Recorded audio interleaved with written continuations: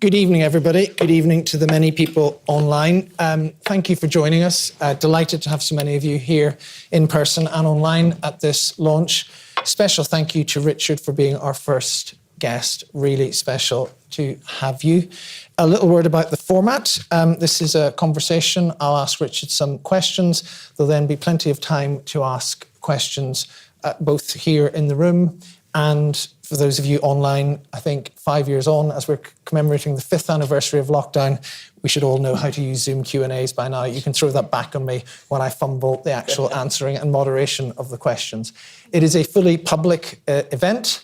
Nothing like, as Richard whispered to me during the Dean's introduction, nothing like reminding you that the New York Times are online and Foreign Affairs to say that. The one benefit to those who are here in person is that there will be drinks and other refreshments afterwards. Those of you online will have to fend for yourself. Let me first introduce Richard and ask you to say a little bit about yourself. For those of you, I know this is a global school and a global audience, but for those of you familiar with the stereotype of the British civil servants, it's full of people who join straight from university, who are generalists and are gifted amateurs. Richard is neither of those things. As you've heard, he's had a long career in the private sector, but he's also hugely, as was joked upon, unlike his two predecessors on appointment, he's overqualified in that he has a PhD in cryptography from Royal Holloway, probably the UK's leading cybersecurity centre. Richard, what has drawn you to cybersecurity, and in your career as well as your current job, what are you actually trying to stop, or what are you trying to achieve? Cool. Okay, thank you, Kieran, and it's great to be here. Hi, everyone, and hi, everyone online. So I guess what drew me to cybersecurity initially was I loved maths, I loved pure maths, and I loved the fact that you could take really pure maths and do something actually related to the real world with it. And whole coding theory and cryptography sort of attracted me.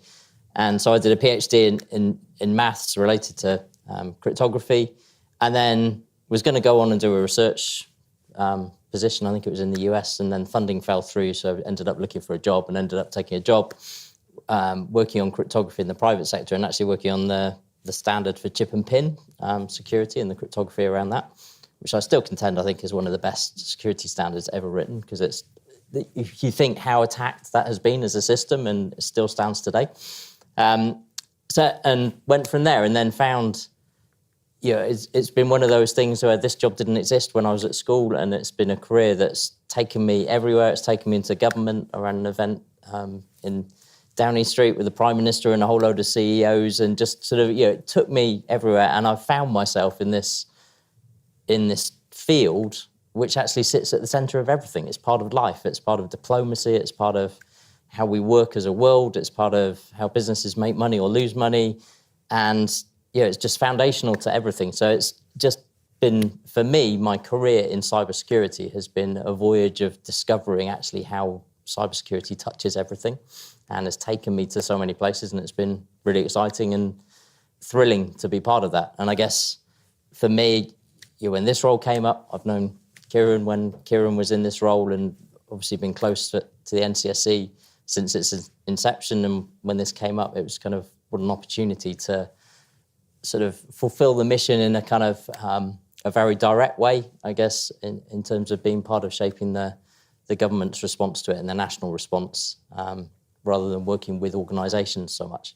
So I didn't get to the second part of your question, sorry. Well, okay, I'll rephrase it then and force you to answer it this time. But thank you, really interesting, and we'll come back to that, because one of the things we look at in the school, interaction between private and public sectors. But on cybersecurity, one of the things that I think is quite striking, if you were taking a 100-year view and writing about the history of this period and the first quarter of this century in 100 years' time, dawn of the century, everybody's terribly excited about the communications and internet revolution. You come through it through maths. It's a really exciting time, full of potential. Now you look at the dialogue, you pick up any newspaper, which we don't do anymore, but you read things online.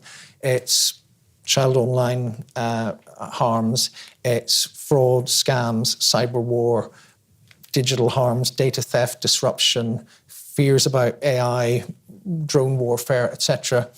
I mean, facetiously, but there's a serious point to this question. Somebody said to me yesterday, the internet. It was a mistake, wasn't it? I mean, where are you on this, given that your profession is harm online? What do you think about the overall balance of good and bad in our online world? So I think the really interesting thing is, in my lifetime, we have re-platformed our society from being a physical world to being a physical world, but totally dependent on the digital world. And our society functions as a digital world now. Interesting, I think the UK is one of the most digitally dependent, but many other countries as well. And so everything about society now exists in the digital world, and it's either accelerated or enabled in different ways, and that's good and bad. And the drive to digital world, I think history will show it's been a net positive for society. It's driven growth, it's driven ability to cure diseases, it's driven ability for businesses to grow, for us to experience, interact in different ways, survive lockdown. The whole move to the digital world is a positive thing, but it has consequences. It has all sorts of consequences. My children are learning in a different way. They're learning to relate in a different way. It's having consequences on their development, having all sorts of human consequences, and it has consequences in that everyone who wants to do us harm now has a new way of doing us harm. And it's I see cybersecurity as less about the technology and more about how do we protect our digital world from those who want to do us harm and undermine us through that dependency.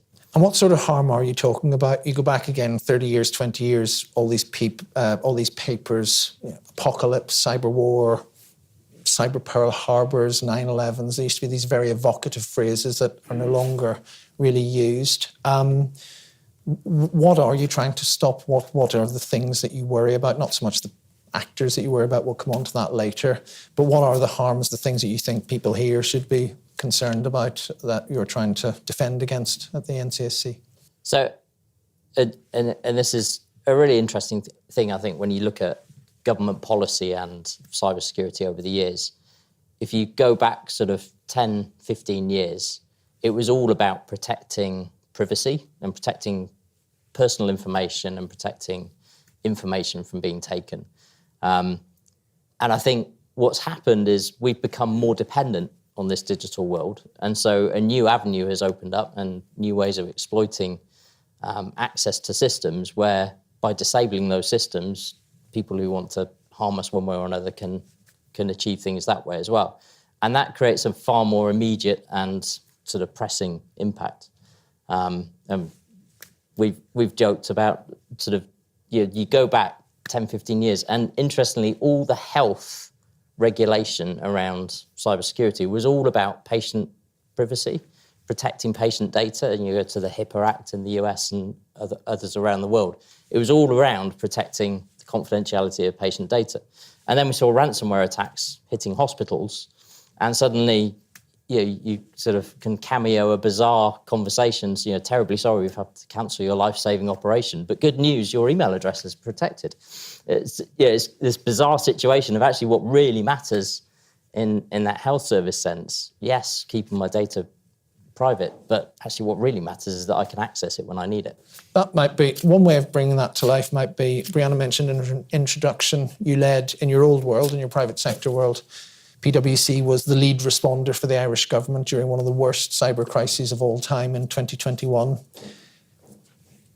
It's all in the public domain. I think one of the most helpful things PwC did with the consent of the Irish government was there's a great big report out there that's still available if anyone wants to read it. From your point of view, what was that like? Give us a sense of that crisis in the Irish healthcare system and its impact on people and the technical background. What was it like as a cyber incident in Ireland? It's really interesting. So we actually weren't doing the immediate response. We came in afterwards and did a post-incident review to learn the lessons and help the world learn the lessons from it. And that was very much the Irish government's objective with it, which was really bold and laudable of them, I think.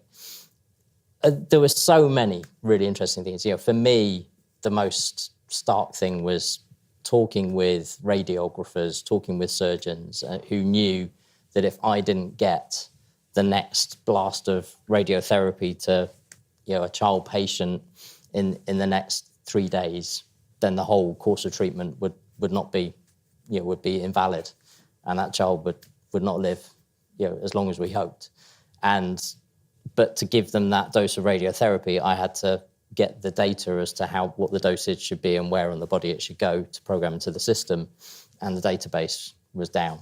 And just the lengths they had to go to find that database, have a doctor logged on that everyone could phone, and just the human lengths they went to in all those situations, get the life-saving treatment that they needed to really critical patients was staggering, and made you realise the real human impact.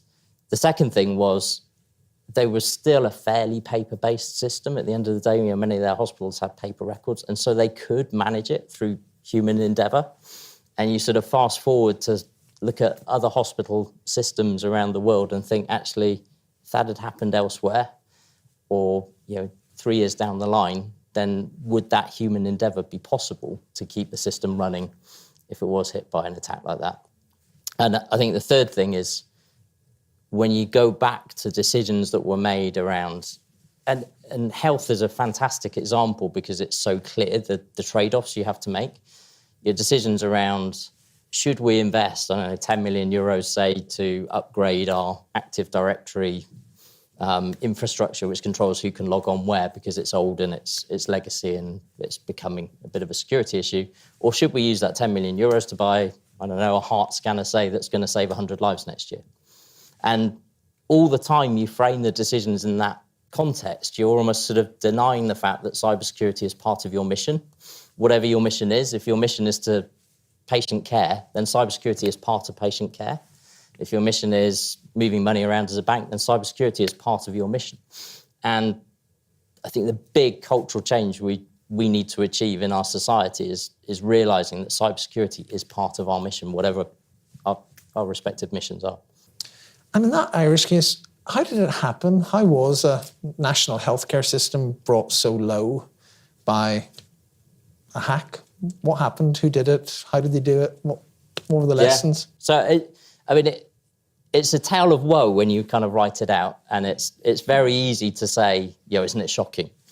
But I think every organisation on the planet kind of would look at it and say, yeah, but they're but for the grace of God, kind of, we all have vulnerabilities that if we were exposed in that way and with the benefit of hindsight, you wrote it all out, it would be pretty shocking. So, I don't think anyone should kind of point at them and say, isn't that awful? But a whole mixture of legacy systems, and this is really interesting as well. So legacy systems was one of the ultimate causes of how it was easy for an attacker to move around once they were in. But you look at why you have legacy systems in any health service, and you have applications that are written by small outfits that end up being used really broadly. In their case, they had an imaging application that's used really broadly across the health service. And that imaging application only worked on Windows 7 or on a cloud version. And they couldn't get the cloud version because they hadn't built all the infrastructure to be able to access the cloud. So they were stuck with Windows 7 and they couldn't upgrade their Windows 7 machines. And we then found one hospital had actually hacked it and had got it to work on Windows 11. So you kind of, with the benefit of hindsight, you could say, well, give that to the supplier and get it working on Windows 11 sort of thing. So one thing was legacy, but realising that legacy is hard. It's not it's technically simple, saying you just need to upgrade your systems to modern systems, but actually it's hard because things don't allow you to easily. So as legacy systems, there was probably lack of investment in controls, in monitoring, in being able to catch things. One thing that's really interesting with ransomware attacks is many of them, like this one, they don't come in stealthily and hide everywhere. They come through the front door with their size 9 boots and traipse around. And if you've got some monitoring, you do tend to catch them. Not all the time, but do tend to. So that just a whole litany of things like that, which when you strung it together meant that an attacker could get in and do what they wanted. And I think it came off the back of a whole load of American hospitals had been hit by ransomware attacks. They're private organisations. They needed to get back quickly. They saw the way out as paying a ransom. So you could see the ransomware attackers would think, we got another hospital. That's good for a ransom. Let's go for it. Couple more things before we move on, just on that sounds like a silly question, but just to pick up something you said, is the serving head of the NCSC saying that there are advantages in retaining some paper records? So it's a really interesting question, because I don't think there's a simple answer to that. I do think every organisation that is rushing headlong, and rightly so, into how we can exploit technology to make us better as an organisation, to make us serve our customers or our patients or our citizens better, better services, to keep up with our competitors and stay relevant in our market, all the things that drive you to adopt technology at pace. You have to be able to answer the question, if our IT was disabled, potentially for weeks, how would we stay in business? And how would we continue a minimum level of service? And how would we rebuild that IT from scratch? And I think if there's one myth across businesses and organisations at the moment, it's the myth of business continuity plans and disaster recovery. So every organisation will say, we've got a business continuity plan, we know what we do. And then you pull the business continuity plan out, and first of all, it starts with sending an email. And, and second, it's all based on if we lost our building, or if we lost lost a load of people, or we had a hurricane hit or whatever. And it's not based on the fact that we've just lost all of our IT everywhere.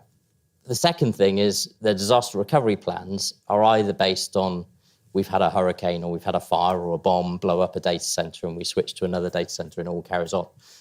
But the fact that you could switch to another data center means they're connected. So for a cyber attacker, they're one thing. So a cyber attack wipes out all of your IT. So your disaster recovery plan is probably for the wrong kind of disaster. And your business continuity plan is for the wrong kind of discontinuity. So there's this false assurance being placed on the fact that we can continue, whilst all the time upping the ante by placing more reliance on the technology that we rely on, and more dependency on the technology, more exposure.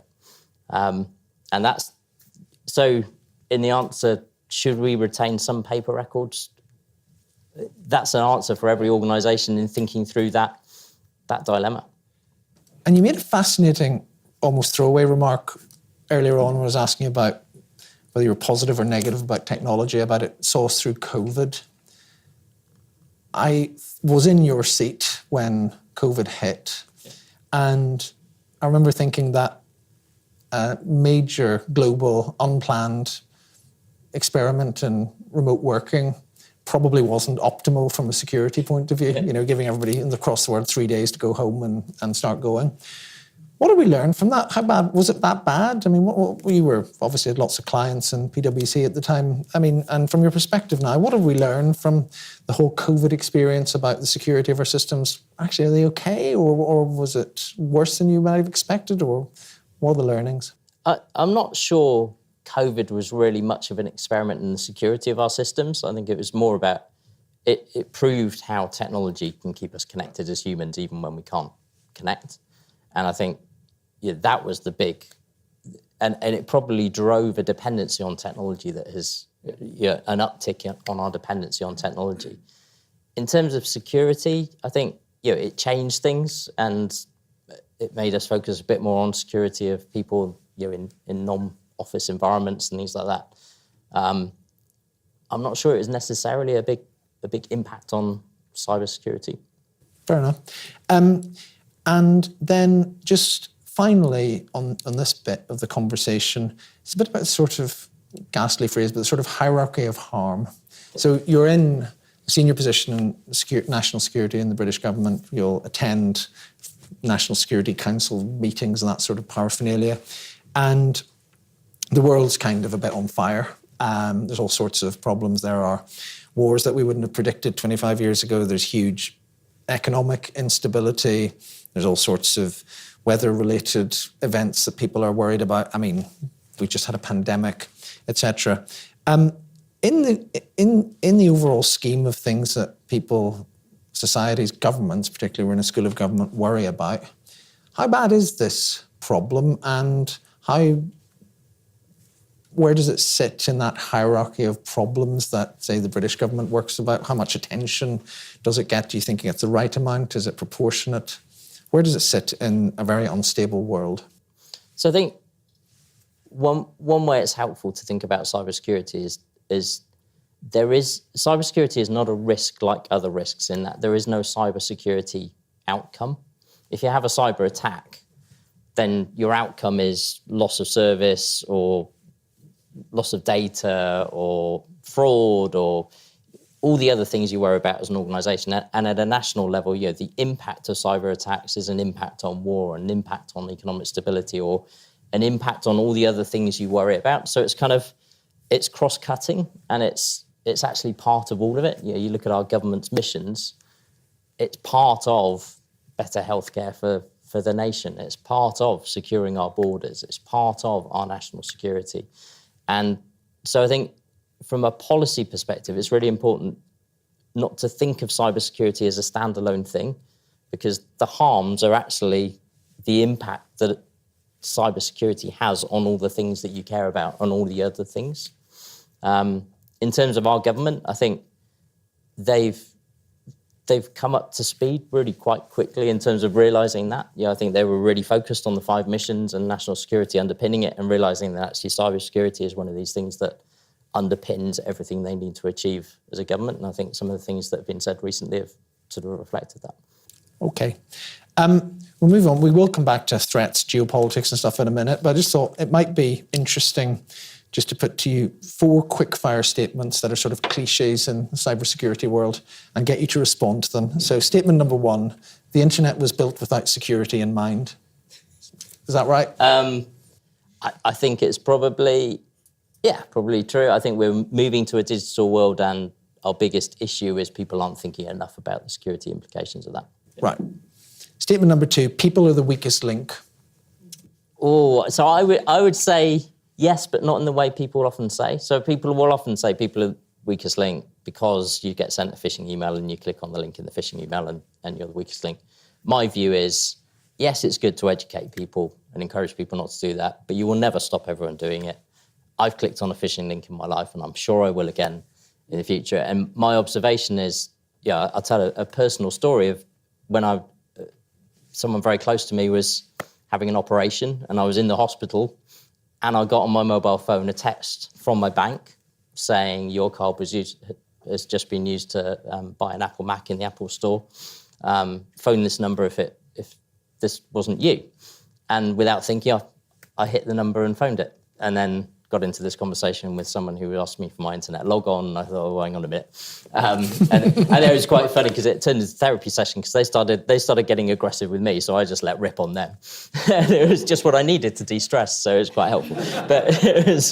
But realising that actually me of all people, falling for it, it was more a symptom of the stress I was under than my capability. So I think I don't agree that we should rely on the fact that we will remove people doing stupid things which aren't stupid, more a symptom of their position.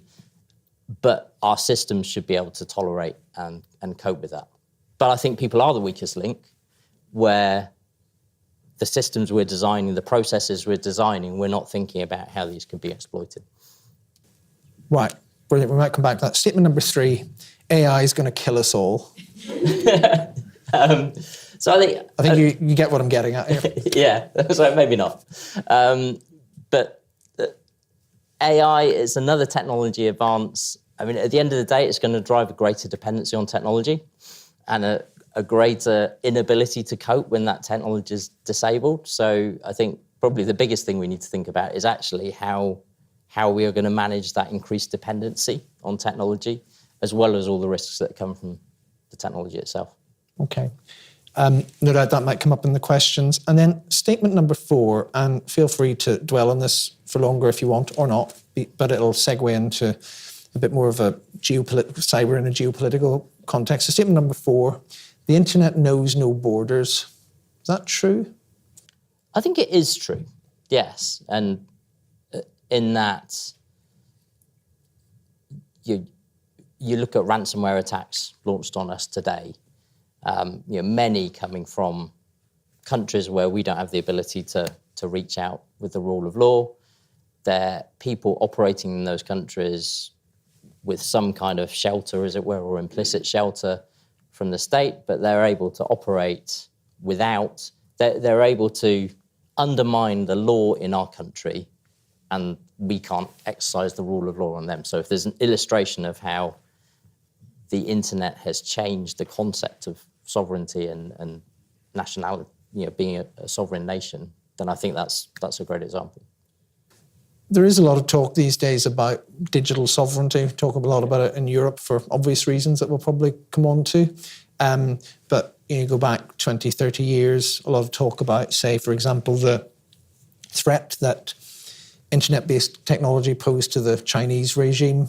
But you now go to China and your experience of the internet is very different to the one you'll have here. So I suppose, are there qualifications to the statement the internet knows no borders, or is it still more of a global and a fragmented set of technologies? And I think it's a really good point that our world is going to a bit of a polarization where it's really interesting if you talk to a global company and you're operating in just about every country in the world, and they will say they have to build a separate technology stack in China, serving a load of countries around there. They have to have a separate technology stack for the US, a separate technology stack for Europe, with the regulations around Europe and data sovereignty. And a lot of it is driven by data sovereignty regulations around data not being allowed to cross borders or being stored in different borders. So it's almost like data sovereignty being used as a tool of geopolitics in a little bit in terms of regulation. But I think that's very real.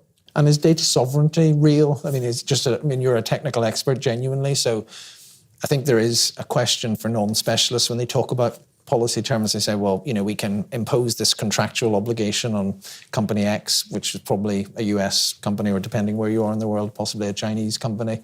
Is it a practical idea? Is it a practical proposition for countries that don't have their own tech stack and they're buying from another place? The idea of sort of saying data must remain the idea in that country, that your data is sovereign and that it must stay in country.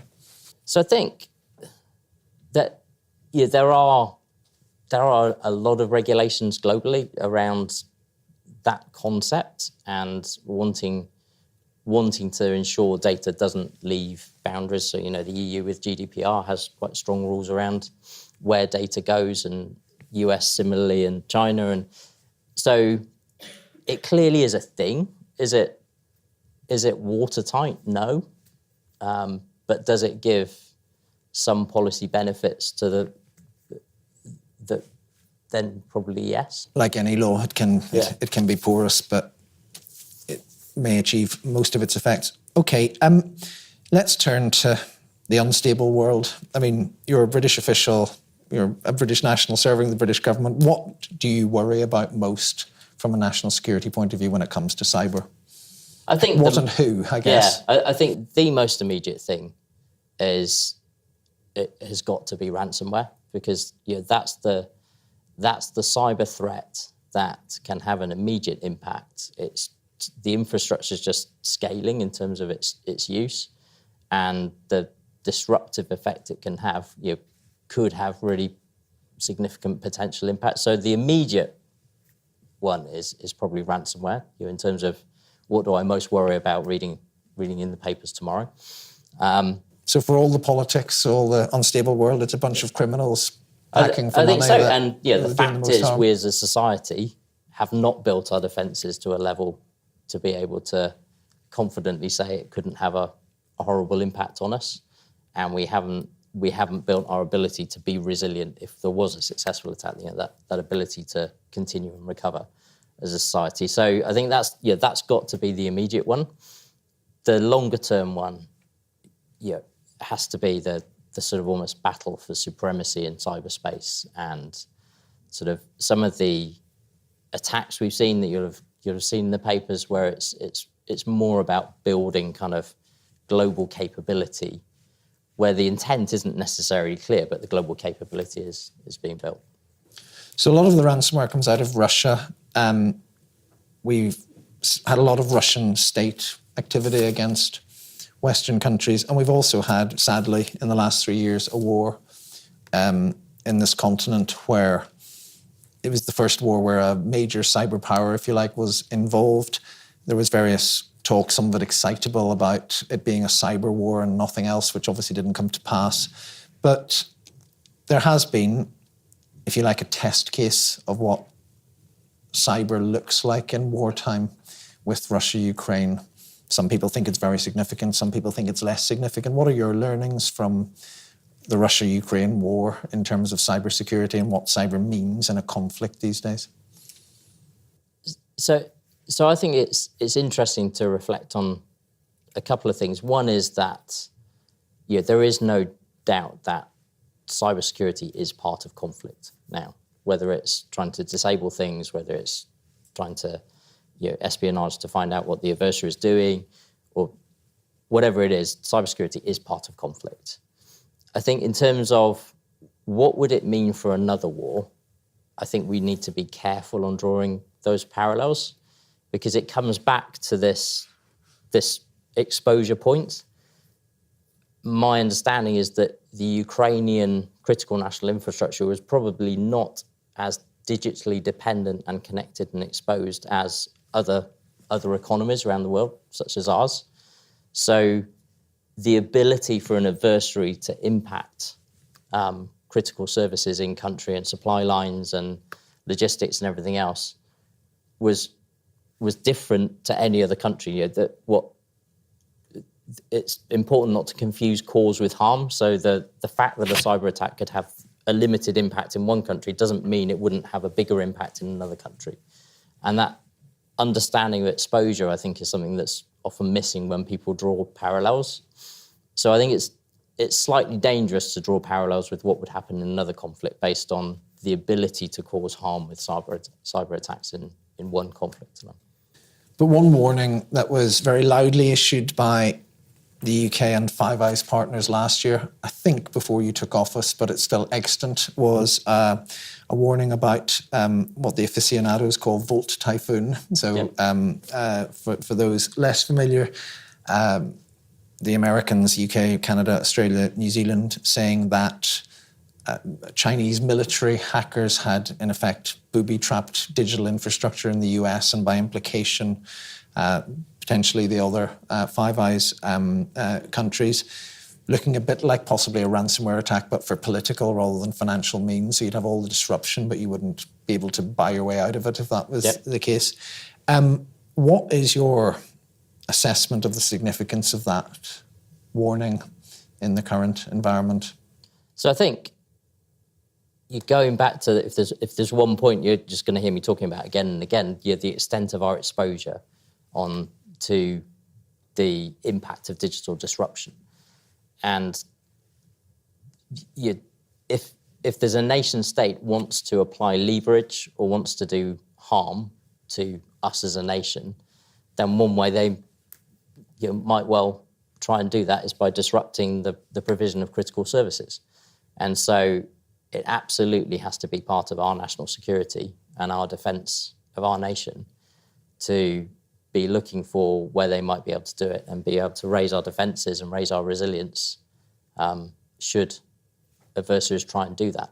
And you can well expect, I think, in times of tension that are below crisis, below conflict, as it were, that part of the leverage that might attempt to be exerted in that time of tension might well be threats based on position to actually do something. And can you deter or punish any of this stuff? You've got criminals operating with impunity. You've said that law enforcement can't go after them. I mentioned to you earlier, we had a public event a while ago where, somebody was outlandishly calling for covert assassinations of cyber criminals within the Russian Federation. I won't ask you to respond to that. You're a serving government official. But a lot of people, for example, in the US on the right of politics and even elsewhere are saying, we're not being tough enough in our response. We should be imposing costs. We should be, making it clear. We should be going after these people. But even just both at a policy and operational level, Is it possible in a world that knows no borders, where you don't have to set foot on a landmass to cause harm? Is it actually possible for a government to deter hostile activity or to punish or respond to it when it happens? So I think one thing that I think we maybe kind of collectively need to move our thinking on a bit from is that cybersecurity is something we'll solve, or cybersecurity is something we'll win. I think we need to view it more as we are in a contest for cyberspace, and that contest is a daily contest. And you could say, well, don't bother. If you can't win it, then don't bother engaging. Well, you have to engage in a contest, and you have to keep jockeying for position. And that jockeying for position can be around values in technology and things like that, and things that aren't necessarily sort of more sort of adversarial, as it were. But we are in this contest for cyberspace, and it's something that we have to engage with. But we have to be able to defend in that as well. I think there is a bit of thinking at the moment around maybe we should just focus everything on sort of offensive cyber and trying to deter sort of thing. It feels a bit to me like when I was a kid, the Brazilian football team or soccer team, for those who would call it that, they were attributed with a mantra that it doesn't matter how many goals you let in as long as you score one more. And it's sort of, as long as it doesn't matter how bad your defence is, as long as your attack's good enough to score one more goal, then you'll always win. And it's sort of, in cyberspace, we have to be able to defend. And that's really my focus, clearly. But we can't take our eye off that. We have to focus on our ability to defend. Yes, we need to do things in that contest that will help deter, but we'll never win that deterrence, as it were. So we'll move to questions in about 5 minutes. Got quite a few online already, but just for those of you in the room can think about them. But let me hog the floor for a little bit longer and get to some pretty tricky issues, if you like. So I just want to ask you, you're the head of a Western major cybersecurity agency. This is a global school. It's a global internet. There's been a lot of debate over the years about the West, the US and its allies. We'll come to the US and its allies in a moment. But if I'm speaking in a sort of 10-year sweep, 20-year sweep, the US and its allies have been complaining about hostile cyber activity. They've been complaining about activity by others and so forth. But you go to various parts of the world, or indeed in this very open school, and they say, look, come on. You guys, you've built this stuff yourselves. You've set all the rules. You cheat, it's very much in your favour. And I suppose it's the question of that famous meme from the David Mitchell British comedy where, the two German soldiers are sitting in a car in the 1940s going, are we the baddies? So I wanted to put to you, how would you defend, or how would you respond to those accusations that, look, this is a sort of Western racket and we're a bit sanctimonious about our cyber posture? Are we in the UK responsible cyber actors or hypocrites? So I think we are responsible. Yeah, that's right. But so one thing that's really struck me coming in to head up NCSC and be part of GCHQ is the level of oversight of our activities. And you'll remember, Kieran, the training you have to do on day one, the mission legalities, and you learn about the what's called the triple lock, I think, which is any activity that we have a national cyber force. We're not secret about the fact that we do undertake cyber effects in cyberspace, but the level of governance around that and the way it's constrained by law is really is a massive feature of our democracy and our society. And so we have anything has to be subject to a warrant. The warrant has to be first of all in line with the law, what the law says can be done. It has to be signed off by a minister. It has to be subject to judicial oversight and then parliamentary oversight. And so I think the difference between different nations is you sort of have us and our allies have that very law-centered view of how we ensure our activities in cyberspace are constrained by the law. Our adversaries don't. We see adversaries with either far more prolific, as it were, or not prolific, the sort of looser legal environments where there's far more freedom to roam. There are far more legal requirements around organisations in those countries to provide vulnerabilities to the state and that kind of thing, and to provide access to the state without that kind of level of oversight. So I think that what makes us different in this contest in cyberspace for us and our allies is our approach to ensure that our activities are constrained by and come under the rule of law, whereas our adversaries don't. Probably preempting a question from the floor, but obviously UK and allies, people will think immediately of the US. Obviously a huge amount going on in that system with some concerns about things like the rule of law, but also, frankly, a lot of speculation about the historic Five Eyes intelligence sharing partnership, which you as a senior executive at GCHQ are at the core of. So what is your response to that in terms of the current uncertainty and what it means for the Five Eyes alliance? Yeah, so I think there was a statement came out from the government over the weekend. We see no change in our Five Eyes relationships. We see no impact on the intelligence efforts that we're working together, on the cybersecurity efforts we're working together. Yes, for me, some of my counterparts in the US system, like CISA and things like that, have seen some personnel change, but equally, you do with any government transition, and there are new people. There's a new head of CISA announced today. So I think, yes, there's change. Yes, there's a lot of noise in the system, but I sort of use an analogy internally of, there's a lot of choppy waves on the surface of the water, but actually underneath the currents are fairly constant. And two quick questions before we move to questions here in the room and online. Firstly, a long-standing tension, if you like, in the debate around cybersecurity in the West, and potentially a current source of tension with the US, is the perceived or perhaps real trade-off between national security requirements, intelligence gathering and so forth, and security and privacy.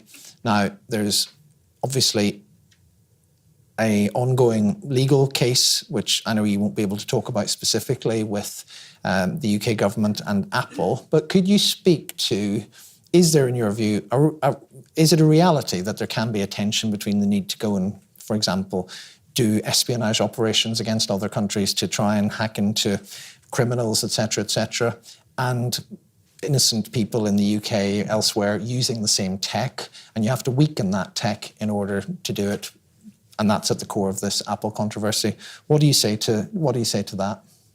So I think, and clearly it's speculation as to whether there is anything going on or not in the courts.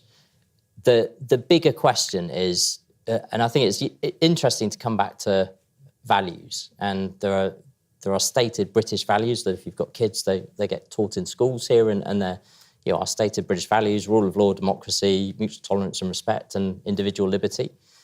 And in our physical world, we kind of have an acceptance that sometimes those values have to be held in tension. You can't, so individual liberty, if I've got a load of stuff in a storage facility somewhere and I'm a suspected terrorist, then I kind of accept the fact that the police might get a warrant to go and kick the doors down of the storage facility and find out what I've got there. And I think what we haven't got is that sort of understanding of how those values are held in tension in our digital world, especially when our digital world is more global. And I think, there's a lot to be worked through on that. And it's not as simple as saying this value is 100% right or that value is 100% right.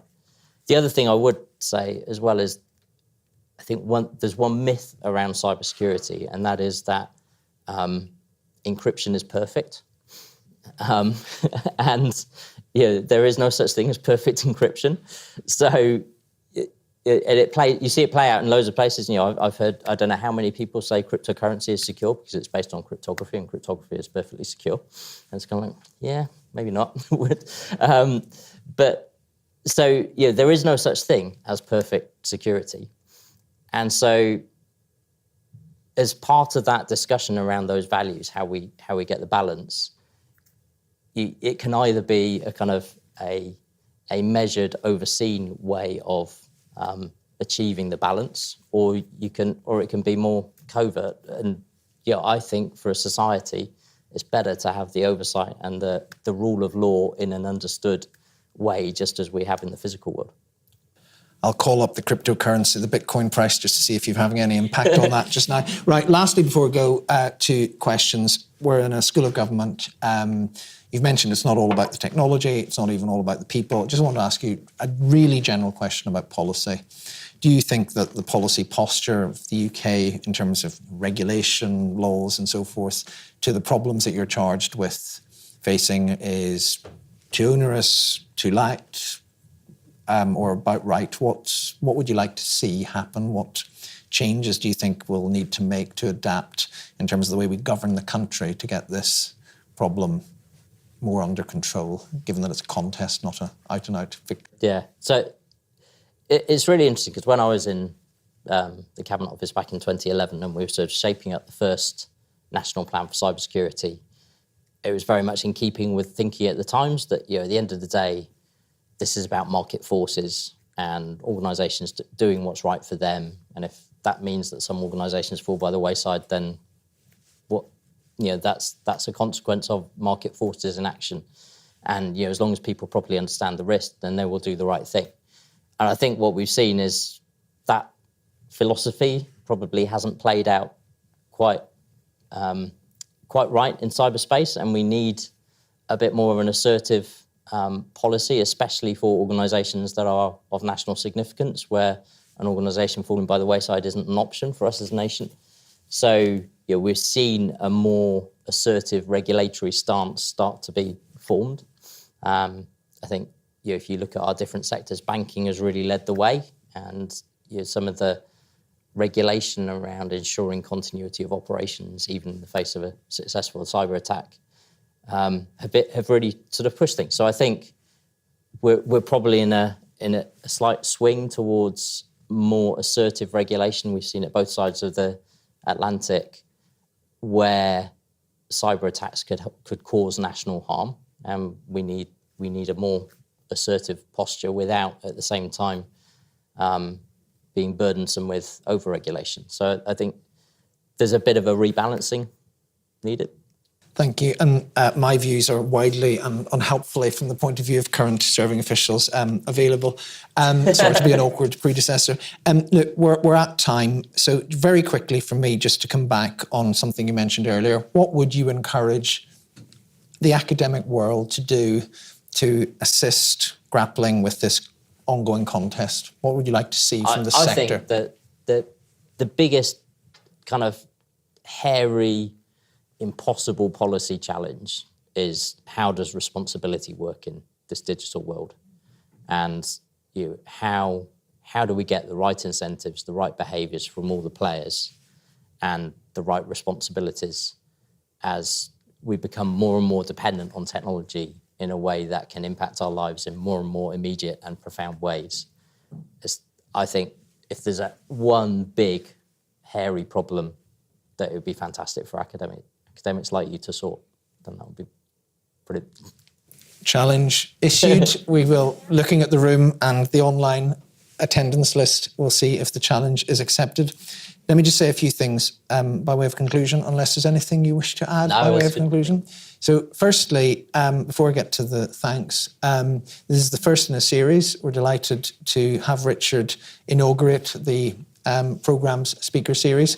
The next one will be in 2 weeks' time at the same time. Very different speaker, but one I think you'll be, that you've said we should be pleased to welcome. It's Troy Hunt from Australia, who is probably the world's leading practitioner in understanding data breaches. If any of you have ever come to any of the classes on cybersecurity here, as a beginner, you'll know the first thing we do is tell you to type your email into haveibeenpwned.com to see where it has occurred in the multiple data breaches all over the world. Troy runs that website and is a remarkable expert on understanding everything to do with data breaches. So their severity, whether they matter, because maybe they don't matter in healthcare as much as resilience, as we've heard. It'll be a really good event, so do sign up for that. We'll put the details on that out very shortly. Secondly, just a huge thanks to Brianna, to Nairi, to Fred and the AV team, to our comms team, and everybody else who has facilitated this event. To you for coming. Sorry to those who couldn't ask questions in the room, but Richard will be hanging around for a bit. Thank you to everybody online, including all of those who asked questions. We've answered as many of them as we can. But just to finish, a huge and special thanks to Richard. Couldn't have asked for a better speaker to launch this series and the programme. Almost owe you an apology for the huge amount of ground that we covered, and I don't think we shied away from any of the more difficult questions, which you handled brilliantly. Please show your appreciation for Dr. Richard Horne.